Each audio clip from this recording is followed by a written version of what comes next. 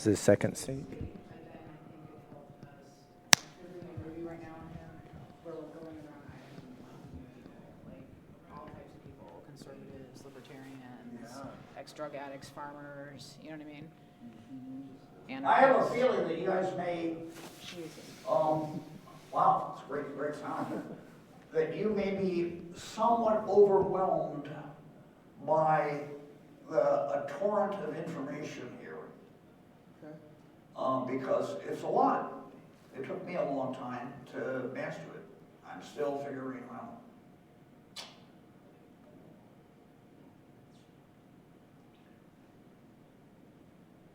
Yeah, go ahead and get started.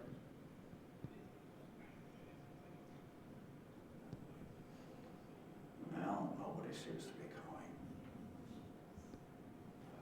All right. If they're just going to miss, somebody else walks in here, they're just going to miss the first couple slides. Okay.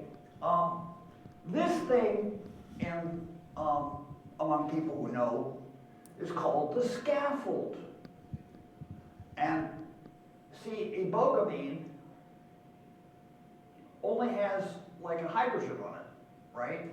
In these 3 spots. So it is very slender. And that's important because ibogaine fools the serotonin transporter into thinking it's a serotonin. So, but the closer it is to the serotonin, the easier it is to go into the transporter. Now, I got to give a little explanation here because I don't really have a slides for this particular part. But you guys are familiar with LSD. LSD is a direct agonist effect. That means it's very simple. The terminal cell squirts out a dollop of LSD, it crosses the synapse, lands on the receptor, right? Oh, come on in. Okay. Come on in. You can be here for the lecture. We have chairs. Okay, fine. I guess not. But there's another way that you can get effect with serotonin, and that's with Prozac. And serotonin is like the brain's own LSD, which means it's very active. And you have to be aware of receptor desensitization. So, in that little duo between the terminal and the receptor, there's this other thing called a transporter. You can think of it as a mosquito that comes along and sucks up the serotonin into the terminal cell so it can go through the machinery and be squirted out again. It's used over and over again. But as long as it's in the vesicle, it's not on the surface of the receptor, possibly desensitizing it. And a bunch of stuff does this, but in the 80s, so people dreamed up something called Prozac. In fact, George Bush and Dan Quayle owned Eli Lilly. And Eli Lilly, am I losing? No, I'm totally losing. It seems to be going up and down. Eli Lilly came out with Prozac. And Prozac, as an even effect, instead of targeting a particular set of serotonin receptors, it raises the serotonin level evenly across all serotonin receptors because it's not working through the receptor. It's working through the transporter. And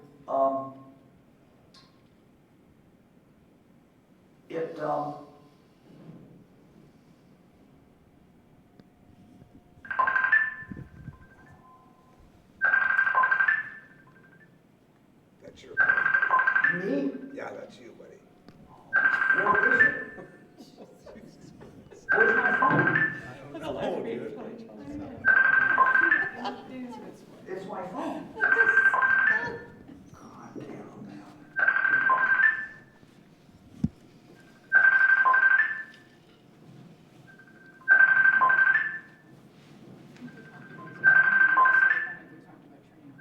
Oh, really? Andrea.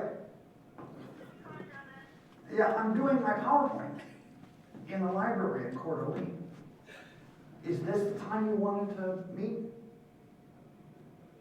No, this is just me. When is a good time to call you just to plan whatever we do together? About an hour from now. Okay. All right. Okay, then. London. She took Ibogaine. So, Prozac, the interesting thing about it is, what was the scourge of the Bush administration, the first one? Crack cocaine.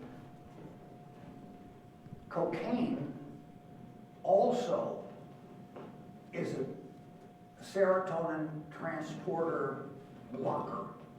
Actually, what it does is you could think about it as, I told you, there's a mosquito or a pair of hands catching a basketball, right? If you kind of prop the hands open, they never catch the basketball, right? So they can't suck it in. Ibogaine works differently, which I'll get into in a minute, but it was great. Here they're harvesting, or they're using one of the mechanisms of crack to create a pharmaceutical they can sell to millions. And it is good for mood and stuff. You know what Prozac is, right? So, Here, Dana. the important things to know about this is, why is this? I'm sure. It's just Oh, yeah, I think he just kind of lost his. I knew something was happening. Okay, just make sure. Oh, sorry. That's all good. I'm just gonna give you a little more slack here. Yeah, you just pull it down and unwind it a little. Yeah. Okay, that should be good. Okay. So the important thing to know about these, and this too, I believe, is that it's very lipophilic. It loves fat. Ibogaine really loves fat. Noribogaine, which is the metabolite your body makes out of ibogaine, which has all the secondary effects, is also somewhat fat soluble, but not as much. But what happens with ibogaine is you take ibogaine, right, and it goes through the liver and turns into noribogaine. So there are 3 stages of the ibogaine experience. The first, after about an hour, is very visual. It's a torrent of images, but it is not a hallucination. It's memory, right? The kind of memory where you're back during the event and you remember what things smelled like, right? Not just what they looked like or what you heard, but all the tactile sensations and the smells and things like that. So you get this torrent of images, and that kind of ends, and then you go into a very deep, clear state, a lot like LSD after the paisleys and the colors go away, right? Where the walls are just breathing a bit, you know. And that's the second stage, and that's the deep concentration stage where you process all the stuff you saw. But see, a lot of times it's so fast, you don't remember. Sometimes you remember stuff from an Ibogaine experience 6 months later. You have a flashback because you need something from that experience, and it suddenly is called up, and you say, oh wow, now I see what that meant, right? But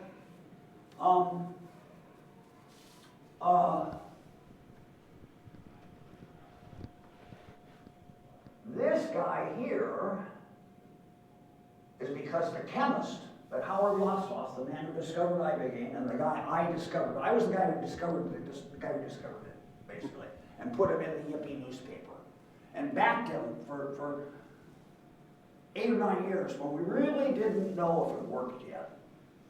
In fact, it took somebody I knew tell me, yeah, it worked, and then suddenly I flipped over, and then I became an exponent for life. Now, my background is that I'm the guy who got on national television at the Democratic Convention in 1972, kind of the end of the Vietnam War era, and questioned George McGovern about the CIA heroin. Has anybody here ever seen Air America with Robert Downey Jr. and Mel Gibson? Well, that was really happening. There was a whole heroin factory, and it was guarded by 30,000 troops of the Hmong people. And Van Pao, who ran that, ended up being relocated to this country with all the Hmong. But what happened was somebody from New Orleans, Santo Trafficante, a mafioso, went and set up a pipeline. It wasn't the only pipeline, but he set up a pipeline to bring it into the United States because the Turkish heroin was being cut off. So then other people in the armed forces got into doing it too. And they came up with a brilliant idea of bringing the heroin in body bags along with the corpse, right? Which is pretty ghastly, actually. You know? So my big question was, for McGovern, since it was, people were chanting marijuana, marijuana, if our own government is going to be complicit in flooding the streets of New York with heroin, when Richard Nixon has coincidentally cut off the pot supply with Operation Intercept, so the only thing you can get high suddenly is heroin, how are we going to protect people from that unless you can legalize pot and sell it over the counter the way alcohol is sold? And he didn't like that argument. But see, that's a real good question. I didn't know of another answer. Later, when they legalized pot, that was one of the arguments they used, actually, in Washington State. One guy who prosecuted the guy who owned Cannabis Culture, Mark Emery, and brought him to jail for selling seeds and put him in the federal prison for 5 years, later argued that they had to protect people from hard drugs by legalizing pot. But they were not ready for that in 1972. And there's a guy, I talked to him today, he's in Oakland, his name is Ed Rosenthal. He does the Grow Tips book, right? And he said Dana should meet Howard Lossoff because they're both into pot, but they're, more to the point, they're really into psychedelics and they know more about psychedelics than other people. Maybe they'll be able to swap information. And the interesting thing is, when I met this guy, he didn't tell me about Ibogaine in the first month or the first 6 months. He's never brought it up, which is kind of strange. It's really like earth-shaking. But he had gone through an experience where he discovered the effect. They gave it to 20 people because he had originally one dose. He didn't want to do a 32-hour trip. So he, remember in the cereal commercial where they give the cereal to Mikey? Yeah. And Mikey loves the cereal, right? Well, this guy calls Howard up right after midnight and says, "That drug you gave me, Howard, it's not a drug, it's a food. We must tell Congress." And, you know, we're still in the same situation trying to tell Congress 50 years later. So, gave it to 20 people. 7 of them were addicted to heroin or cocaine, or heroin and cocaine. 5 of them spontaneously, like Howard, quit heroin. Big deal, right? I mean, if you're looking for a way to combat the CIA bringing drugs to your country, maybe you should give some of this out to the hippies to keep them from becoming drug addicts, right? But he then went to Berkeley. He participated in the free speech movement. He drove Mario Savio around with his wife Norma, who I just heard is in a hospice. She's 88. And came back to New York, maybe with some kind of an LSD connection, but then he didn't have any LSD, and somebody was hitting on him, trying to get LSD, because they were an informant, and he told them there might be some LSD in this water. There was no LSD in the water. But they really wanted to get him, because he was on their list of people who were ordering. He ordered some mescaline, right, from the company that made mescaline. This is when you could still do it. And sold it. And the BDAC, which is the predecessor of the DEA, showed up and said, what happened to the mescaline? And he said, we used it in animal experiments. Well, what happened to the animals? Well, we had to sacrifice them. You know, you killed the animals after the experiment, and we burned them. They didn't like that very much, so they searched the place, and they found a couple of hits of Ibogaine. And he said, you can't take that, it's illegal, it's legal. And they took it, and they wrote him a receipt. So, about a year later, he is this experience with this guy who he gives the water to, and they busted him with no money, no LSD, only the word of an informant, and put him in federal prison for 18 months. So I didn't get to meet him because my heyday was 1967. I did smoke-ins in Tompkins Square Park. Actually, a couple blocks away was my friend Daruba bin Wahad, now then known as Richard Moore. This was before he became a Black Panther. And I was selling pot in Tompkins Park, and he was selling pot 3 blocks east in front of the Electric Circus. Is that by People's Park? Huh? People's Park in Berkeley? Well, no, this was in New York. Oh, okay. In New York, we were in New York. And I was saying that thing happened to me. They hit on me and hit on me and hit on me until I gave them some acid. I got busted in 1967 and went on the lam. So we missed each other. He got out, he went to Nepal, he'd been clean for 5 years, but, you know, they had opium for $1 a gram. Oh my God. So he soon became re-addicted, because if you've once been addicted, and you do just a little bit of opiates, you're right back in the addiction. So you can't do it. I tell people, I've spent 20 or 30 years treating addicts. You don't need 12 steps. You need the one-step program. Don't pick up.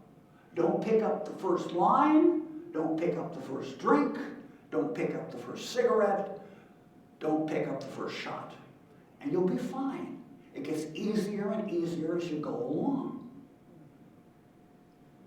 Anyway, so this guy came up with this stuff, and this methoxychloroquine I'll use as a foil in this presentation was supposed to be a non-psychedelic ibogaine. And he convinced Howard, after Howard went through a detour of trying to work with the University of Miami, that he should really pursue this non-psychedelic ibogaine instead. So we went off chasing a rabbit or a red herring for like 20 years. Okay, you can go to the next slide. Can I ask a question? Okay, now this is where the addiction occurs, when addiction first occurs, right?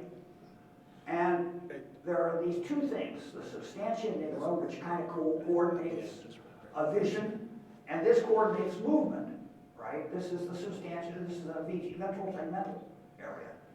And this one fires up into like the ocular machinery, and this fires into the prefrontal cortex.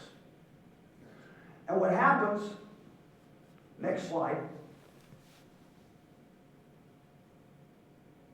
what happens is, this is how we get dopamine. What happens is they commandeer the dopamine circuits. And I'll explain how in a minute. But you see this is like for nuts, and I think meat, tyrosine. And you go and remember L-Dopa? They give L-Dopa to Parkinson's patients. Unfortunately, you develop tolerance to L-Dopa and it stops working. And then that makes dopamine, and that makes norepinephrine. Next slide. So here is where the dopamine is, and here, attached to the the kidney, is the adrenal, right?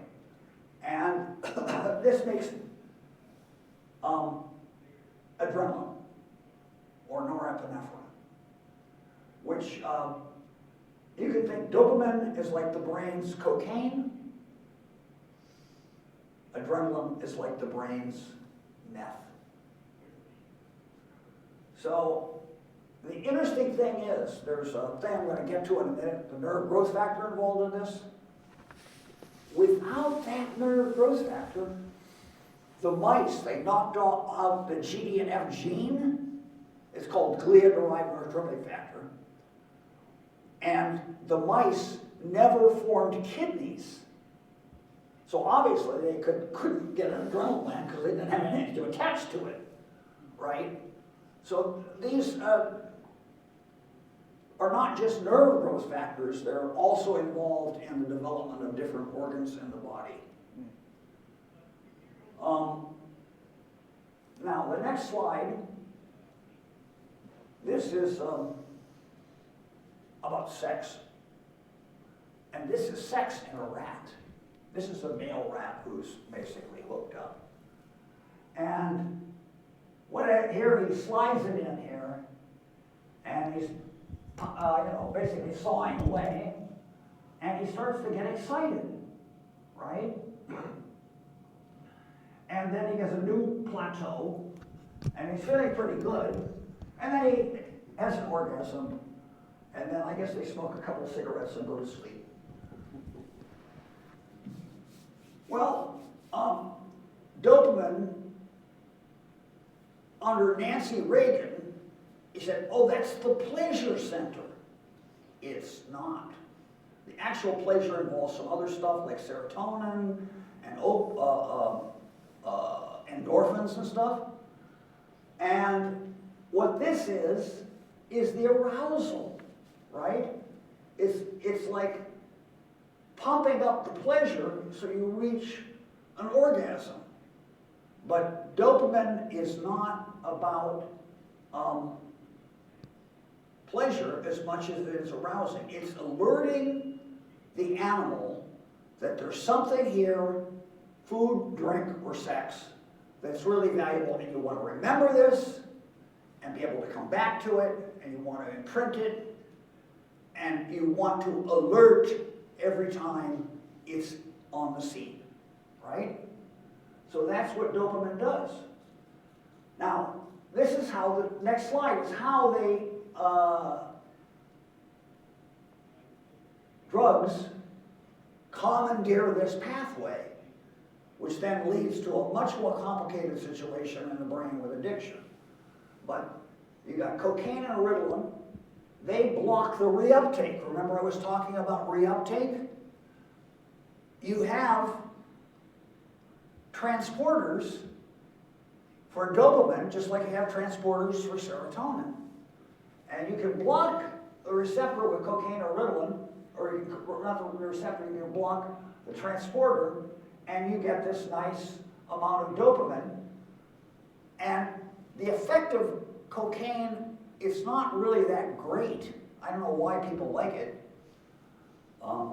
I never liked it that much, even when I used to do it a bit. But it makes stuff makes talking seem fascinating. You know, it makes everything much more riveting. Now this over here is the way meth works. And it just squirts out for 12 hours and completely depletes the cell. But because you have this extra dopamine in the synapse, this is the synapse here. This is the receptor, and this is the terminal. You have this memory, and it isn't that strong in most people, but in about 3% of people, they can't get it out of their mind. And they keep trying to get that original high, right, even though you can't anymore, right? And they're just sucked back into cocaine or heroin or alcohol or tobacco or meth, right? They're just sucked right back into it. Next slide. So this is what happens. You see there's more of these dendrites, right? And these are like actually little fiber optical tubes. And you can see there's less of these bodies. There's only one here. There were a couple here. And there's less of the dendrites. So basically, meth burns your brain. It just burns out your brain because you can't handle it. It's called excitotoxicity. So this is after one dose of meth. This is what it did to mouse brain. So how do you get that back? Well, that is a long story. Next slide. Now, back in the beginning, when we were arguing with this guy Stanley Glick, I was the odd man out who said, no, actually, light is the basis of consciousness. When you have all your neurons firing, right? They're using fiber optics in the brain. Those tubes, those microtubules. And what happens is you have quantum coherence. So you don't have like billions of little thoughts. Every neuron isn't thinking by itself. They're thinking in concert. And that has to do with the nature of light. Light is capable of quantum coherence.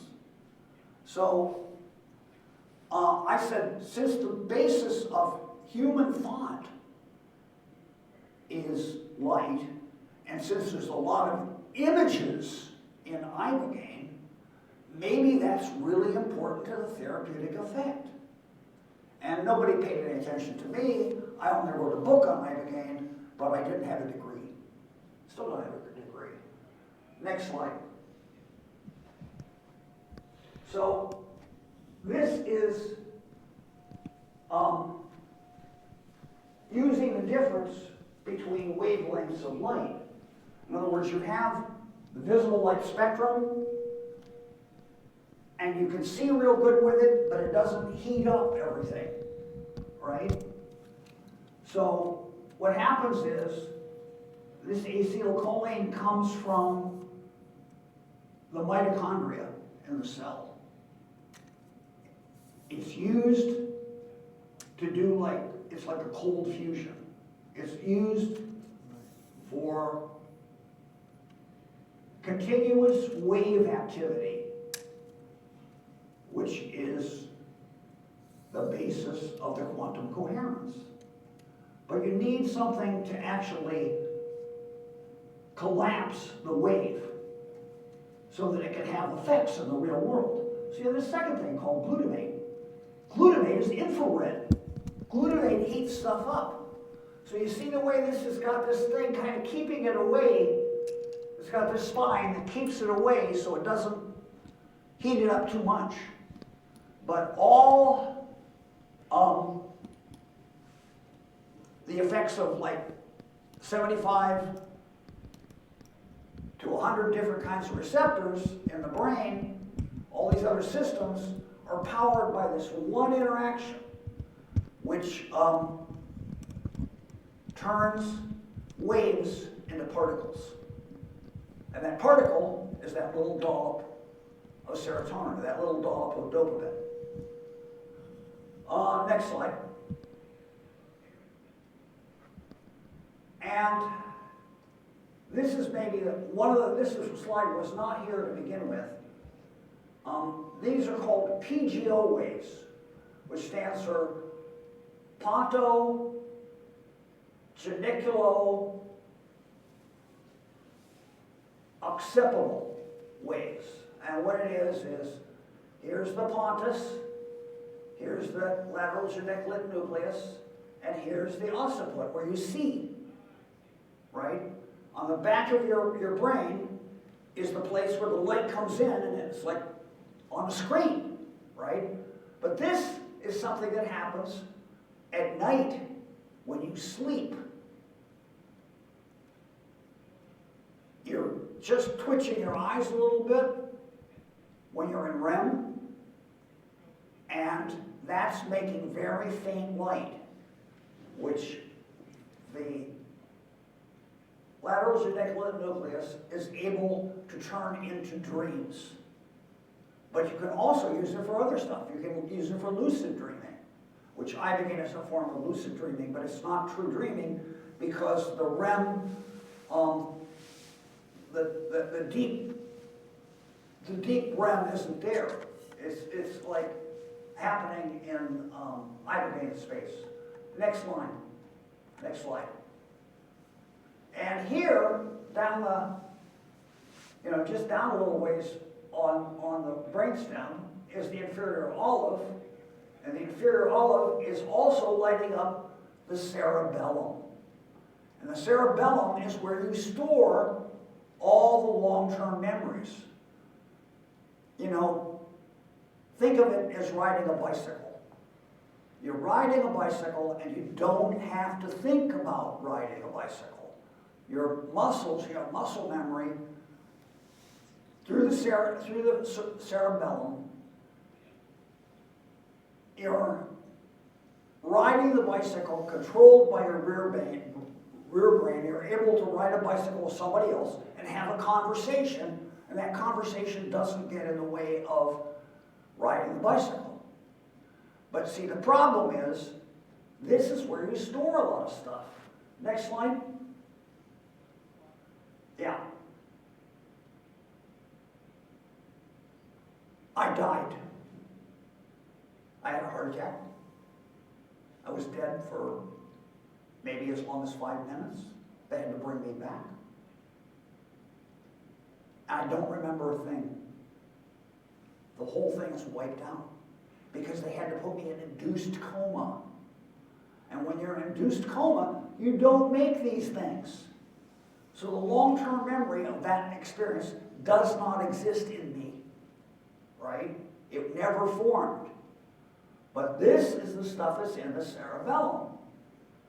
So the memories are in there, and they're in the form of cues, which cue you to want to do drugs, right? And you ordinarily cannot access those. So all the trauma or emotions that were associated with a particular experience are locked in this, right? And they're still there. On Ibogaine, you're able to use the lateral geniculate nucleus to peer into the cerebellum, and your prefrontal cortex is able to audit all of this at an extremely rapid rate. And it changes the emotional valence. Because now you're older, you're calm, so you can look back and reevaluate what happened. And so this is the really important thing, because this is getting rid of the compulsion, getting rid of the trauma, getting rid of PTSD, right? And Next slide. So it turns out that growth factors, which were kind of thought to be off on the side, right, somehow controlling the formation of kidneys but not used in regular consciousness, as you see,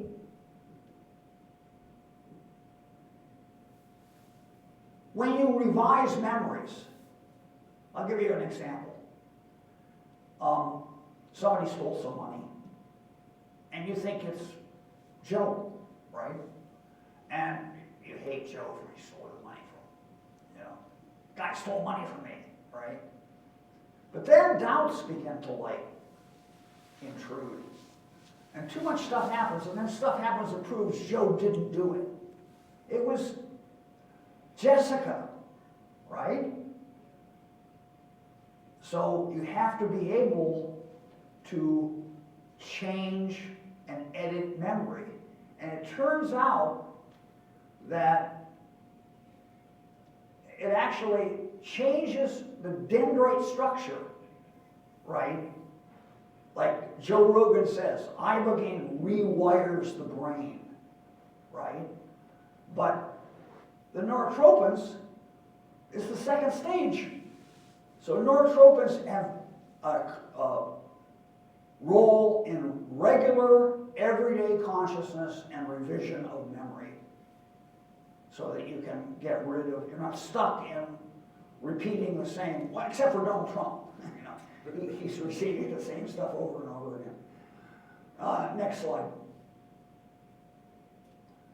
So anyway, what happens when you become addicted, because you have the cerebellum in the process, at first, the prefrontal cortex is running things.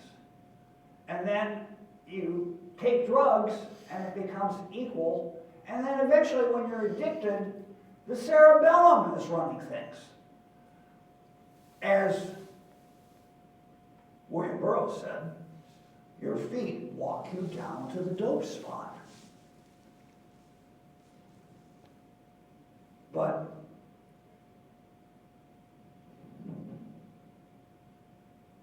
just because it's socially disapproved of doesn't mean it's anything different than walking down to buy a pack of cigarettes.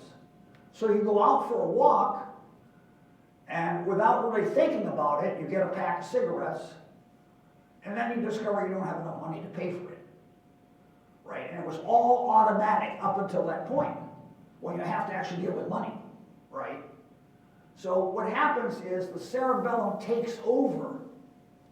Those cues in the cerebellum take over your behavior. Next slide.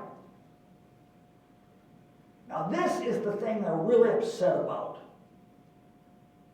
Is that? He's got eye shades on. This is somebody tripping on Ibogaine.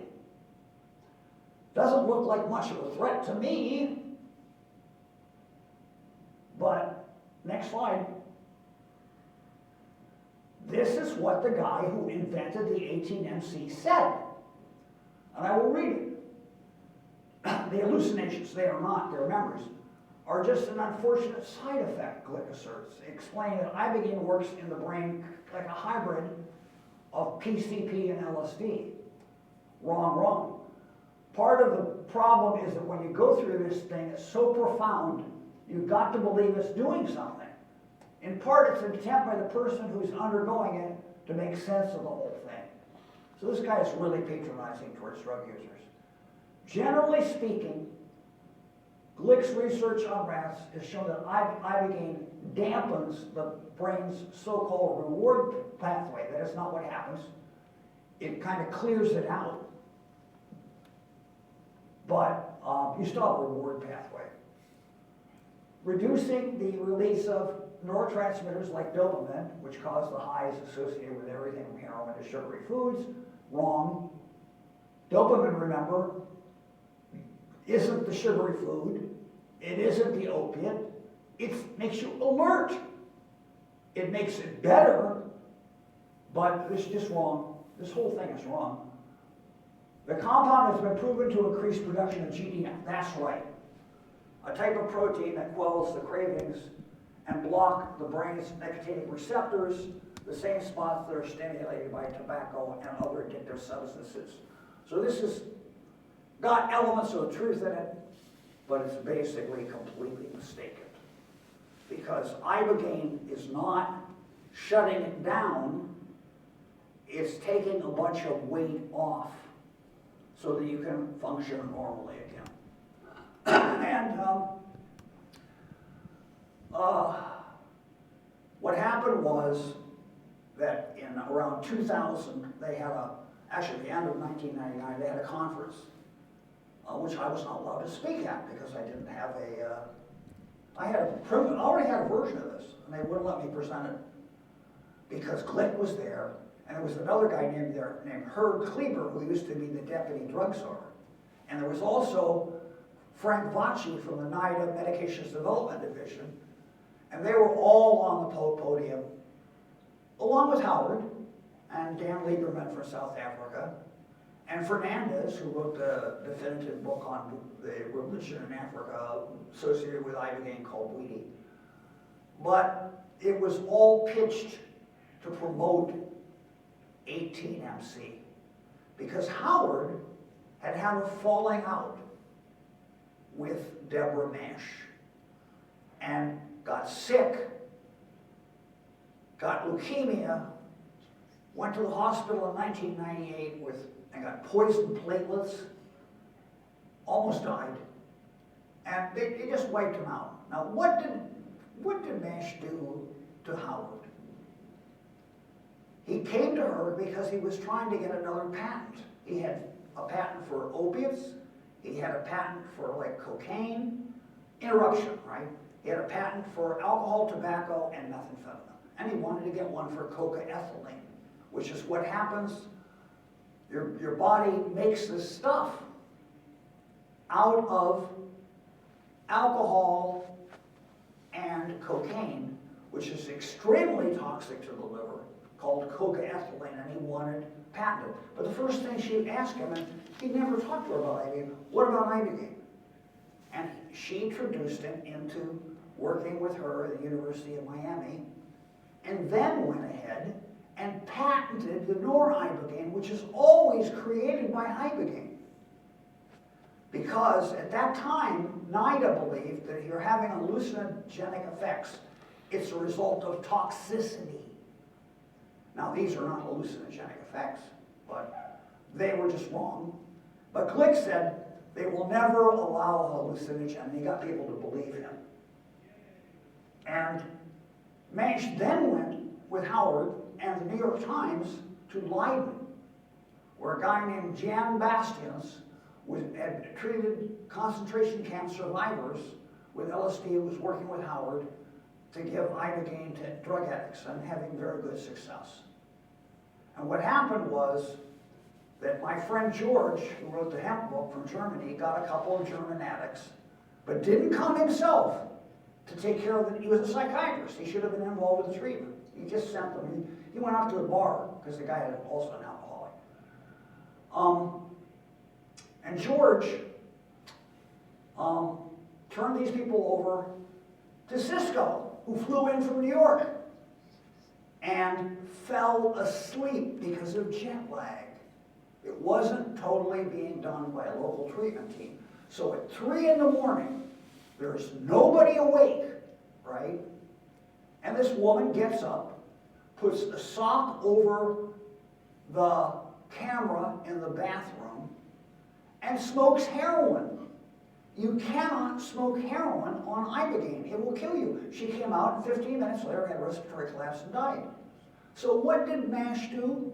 She said it was the effect of Ibogaine because she thought her metabolite is less toxic and will be accepted, and we can blame it on the Ibogaine. So it became the defining Ibogaine death because it was in the New York Times Sunday magazine. And it was not an Ibogaine death. It was a heroin overdose. And Boaz Wachtel, who I talked to today, who's in Israel, and they're trying to use Ibogaine for traumatic brain injury, has written an article that makes it crystal clear that this was a heroin overdose death, and she is still lying about it to this day, and never came up with the money for the clinical trial she promised, and that is how Howard ended up working with Stanley Glick, who was a bit of a jerk. Next slide. So, what happens,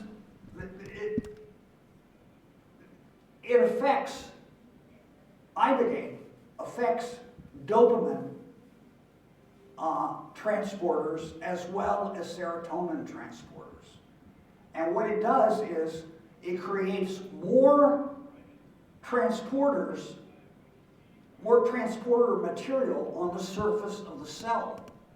And it works like Wellbutrin. This is Wellbutrin, right? Bupropion is Wellbutrin. And you can see that Ibogaine is more effective. And this is the stuff they're giving people today for meth. That's all that's available. This is far more effective. I had another slide that I don't use anymore. But they're still blocking it. And I work with a group called Housing Works in New York, which is an AIDS organization. And they have a doctor named Urte who says it's too dangerous to be used in humans in high doses. And he has never talked to me and does not realize that you can give it in microdoses. So there's no danger to the heart whatsoever.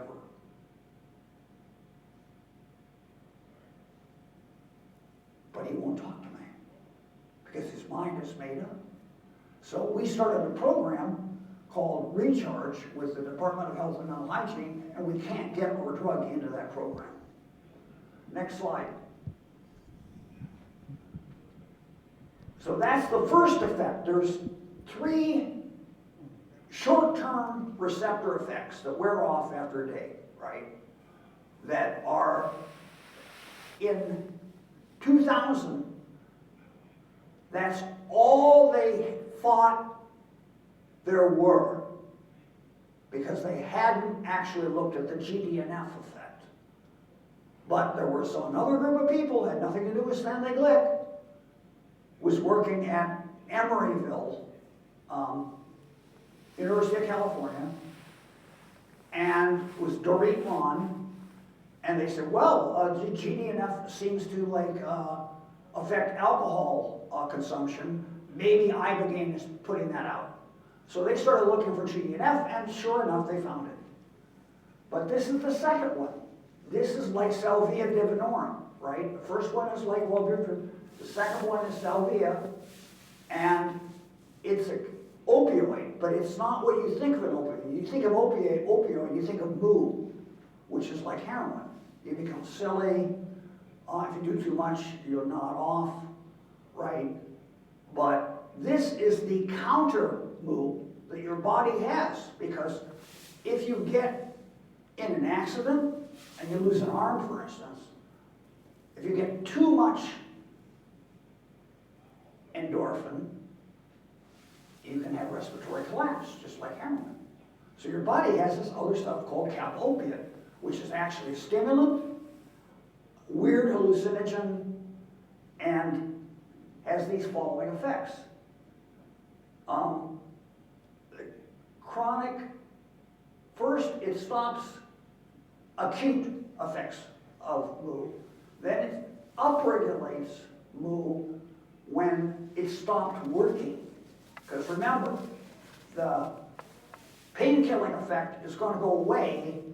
You're going to come out of shock, and you're going to be in a world of pain, right? So you need a steady effect. But the problem is that moo opiate is very transitory. And it inhibits cyclic AMP, which is the basic energy engine of the cell. adenosine triphase phosphate and adenosine diphosphate. And what it does is it pushes the sodium out and pulls the potassium in. So if you don't get the potassium in, you get in a world of trouble, and it'll actually kill you, right? So you got to pull that potassium in. It also downregulates beta-arrestin. Now, beta-arrestin is this thing where if you overstimulate a system, it starts firing every other time to protect you from overstimulation, and that's beta-arrestin. But you don't really want that.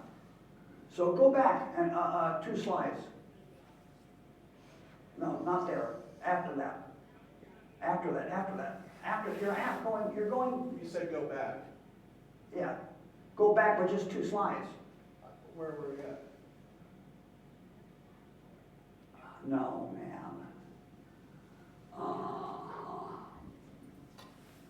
Okay, you're lost now. You want to go back to this. Yeah. This fights craving. Next slide. This fights tolerance. See, you want to lose your tolerance, even though it would protect you against overdose, because you're no longer doing drugs. And so you want to be able to feel your own endorphins, you know? And then finally, the last short-acting effect is the next slide. Next slide. This is the ketamine receptor. And you see what happens here?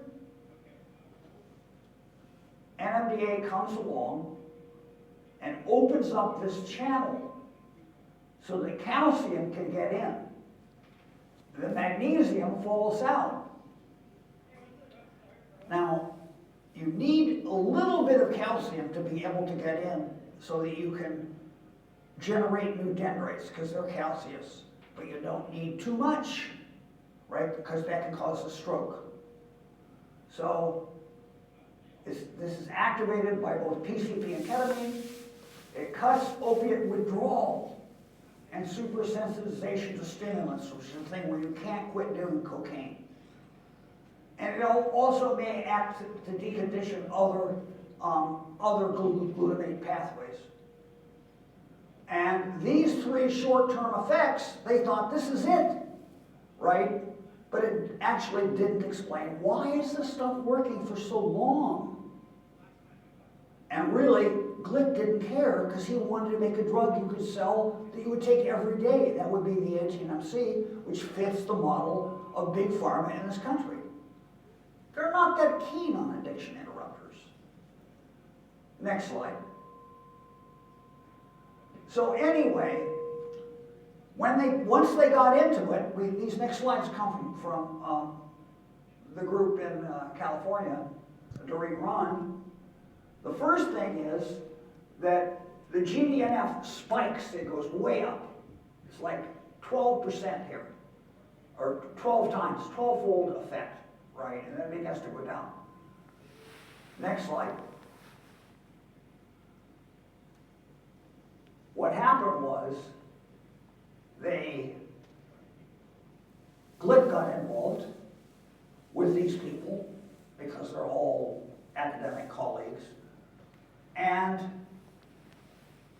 thought his drug is going to do the same thing. But look here.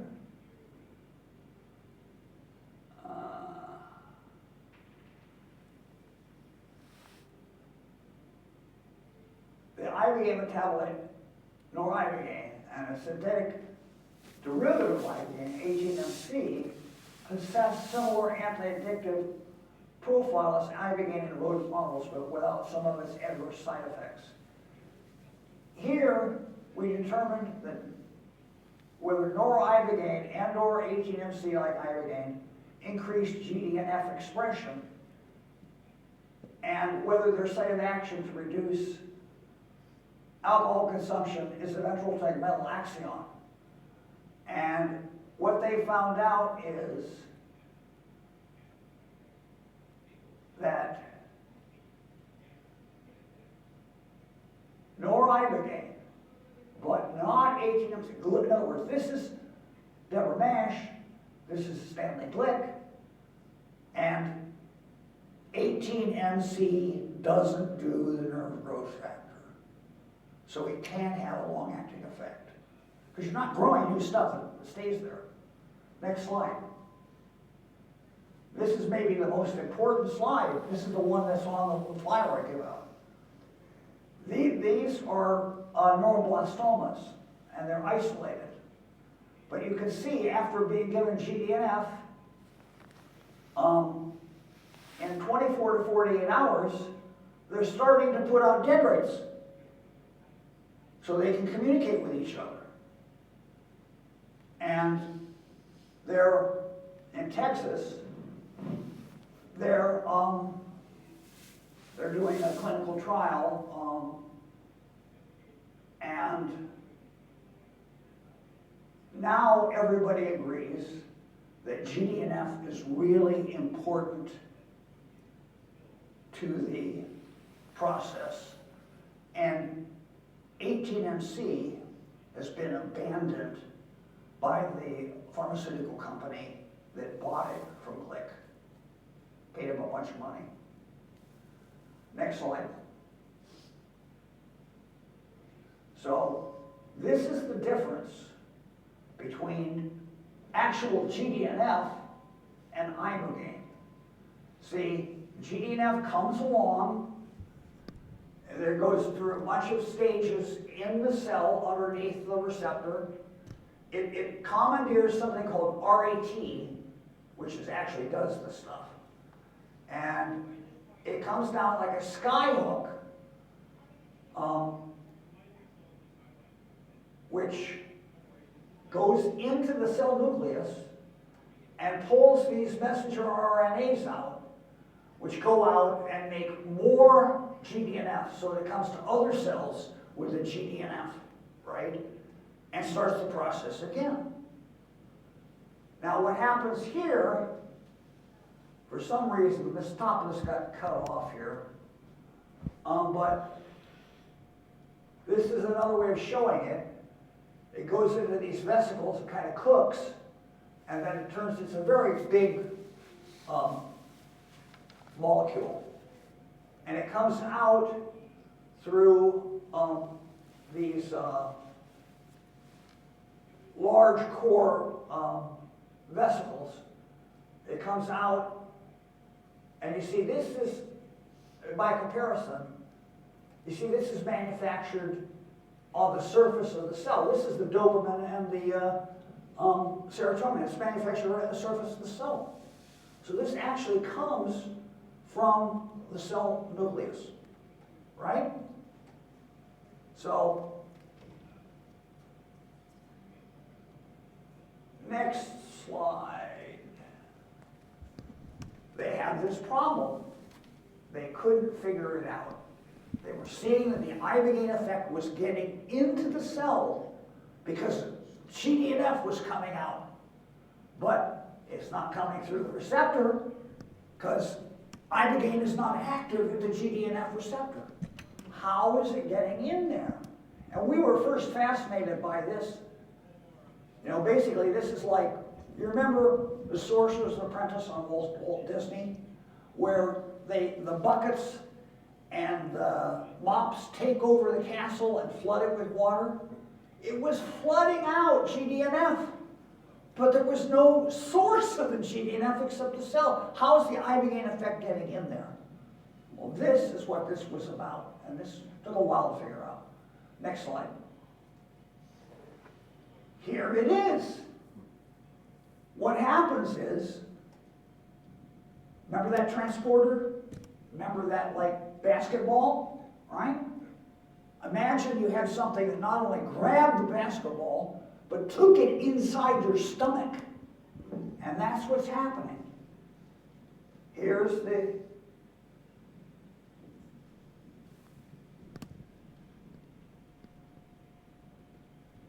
Where's that little guy here?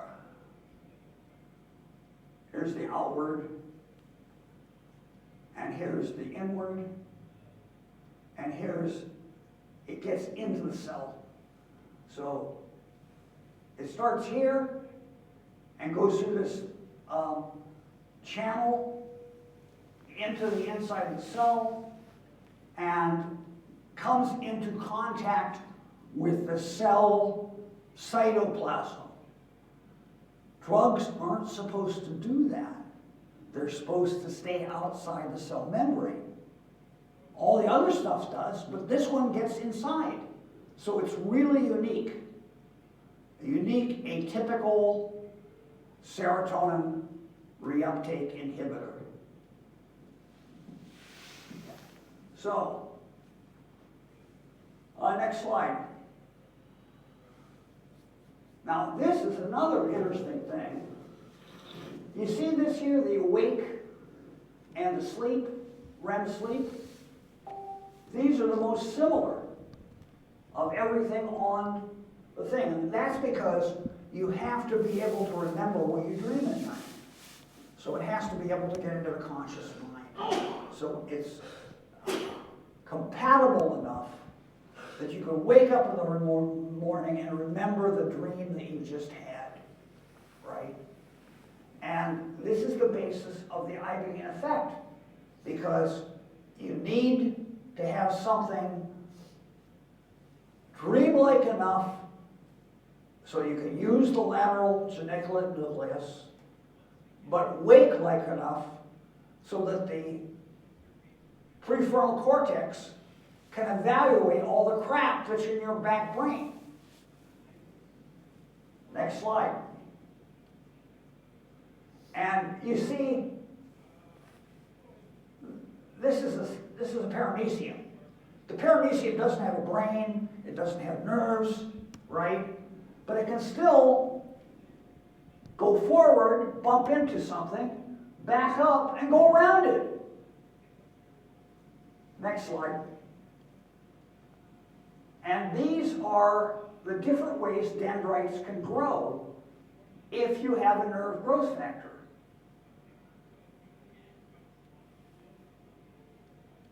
A neurotropic factor is released from a neighboring cell, neuron, or several times in glia cells, such as astrocytes, acts on many nearby neurons in the absence of formal synaptic connection. It's basically telling them, grow in my direction, right? Then there's autocrine. A neurotropic factor acts on neurons that release it. Antiretrograde. A neurotropic factor released from the terminals of nerve cells acts on the synaptic targets of those terminals. The mode of, well, anyway, this slide got a little bit messed up when I was working on it. I got to work on this PowerPoint. But you see, this is actually the same as in the previous thing where the paramecium was going around the boundary. It's telling the cell which direction to go. Next slide.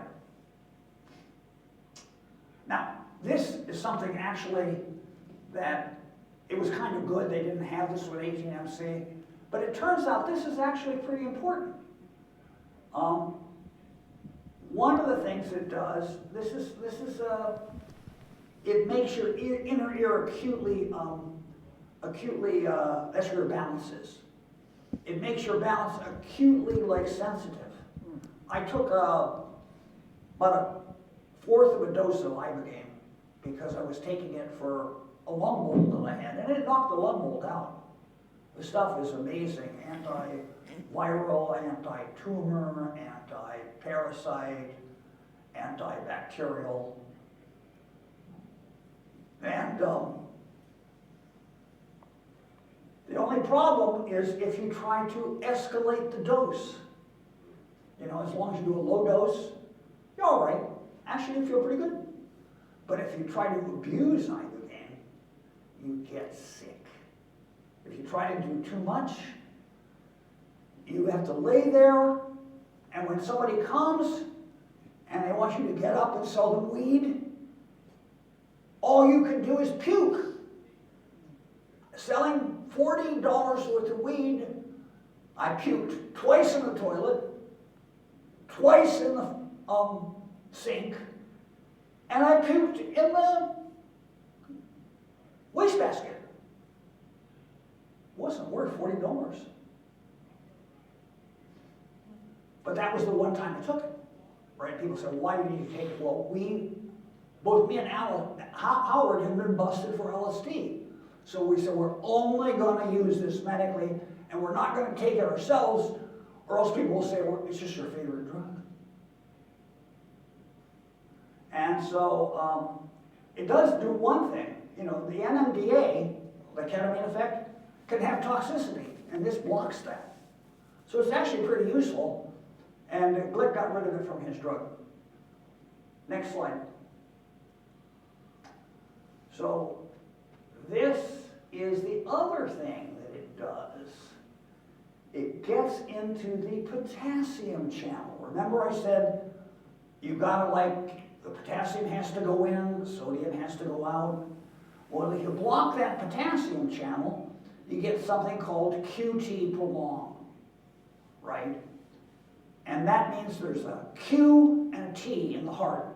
The Q is the flush, the T is the relax. And you start, I was just talking to a guy who's a Ibogaine doctor, and he said, you just got to sit there and watch the QT.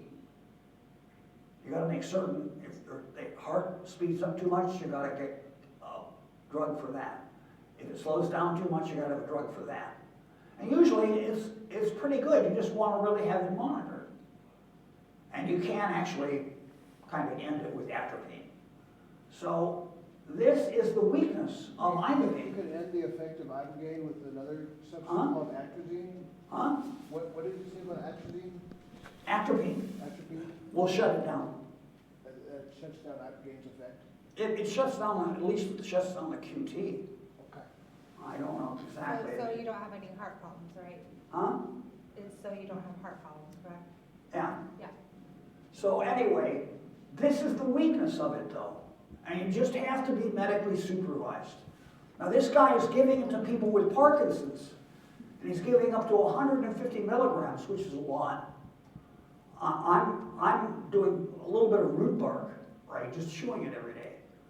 But this guy is dealing with people who have more advanced Parkinson's than I do. And he's actually able to get rid of tremor, which I didn't believe you could do by giving a sufficient amount.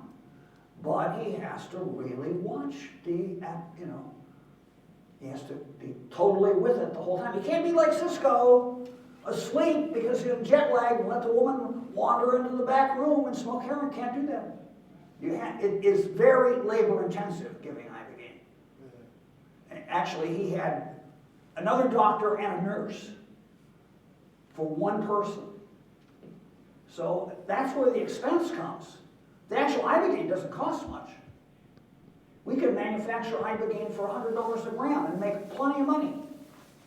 But, we were concerned that they were going to mark it up to $1,000 a gram. Some people were talking. And I talked to Rick Doblin, and he said, let's make generic Ibogaine so that we keep the price from shooting through the roof. Because you can always go to the MAP source and get it for $100 a gram. Of course, you have to buy a clinic-sized amount because we're not interested in selling to the general public unless we get our Parkinson's med on the market, in which case it will be like a dosed out amount in gel caps. Next slide.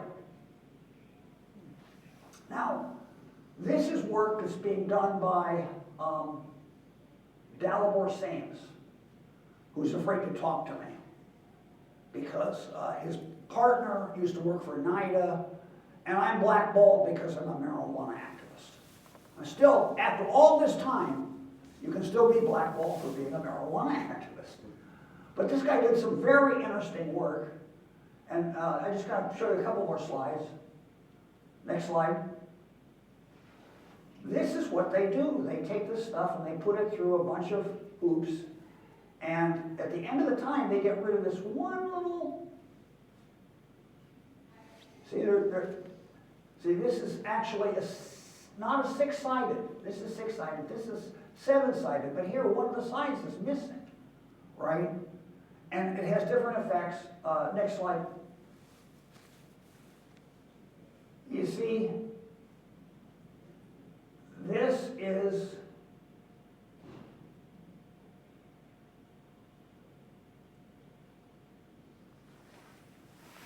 indicates that there's good GDNF, right? Any of these have good GDNF, but this is too much hard, right?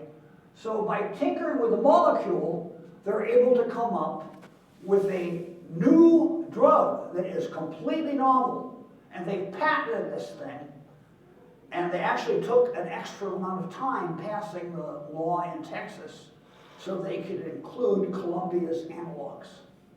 Because they're thinking, if we can get heart-safe Ibogaine, wow, no possible, you know, and this is the other thing. I had another slide I don't have here, but there was a paper that Ken Alper, Howard Lotsoff, and Charlie Kaplan worked on, called the Ibogaine Medical Subculture. And they tracked Ibogaine sociologically through all the treatment scenes that Howard knew, and they found that it was expanding 30% a year pretty consistently. And the reason for that is drug users learn about drugs primarily from other drug users. They learn about the new drug. And what happens is when people first take Ibogaine, they get evangelical, and they go to everybody they know from the drug scene and that they're part of, and say, Ibogaine, you gotta try Ibogaine. So it's got its own momentum, independent of whether the story appeared in the New York Times, independently of what the doctors think. It's getting out there through the drug users themselves. So in February, it's February 2006, is 2026, right? They had 3,414 treatments that they knew about, and it was expanding at 30% a year. Do you have any idea how many it is this year? 843,472. Now, there are only about 60 deaths in the literature. Most of these deaths were like the woman who did heroin. In France, it was banned because somebody went to a Boise circle and was given 1.5 grams of root bark, but he was smoking heroin and drinking alcohol. So he fell asleep, puked into his lungs, which is the way a standard heroin overdose happens, and died. So naturally, Nicolas Sarkozy, the president of France, under the influence of the Scientologists who hate Ibogaine because they have their own detox regimen, banned Ibogaine, claiming it was the Ibogaine that killed him, when I'm doing at least 1 gram, maybe 1.5 grams of root